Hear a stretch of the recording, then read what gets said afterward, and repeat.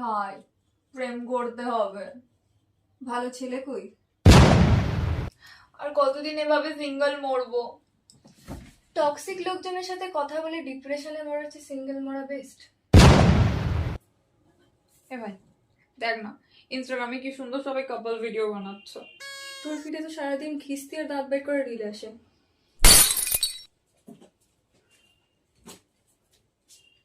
দুর্গাপুজোয় আমি কার হাত ধরে ঘুরতে বেরাবো? কেন?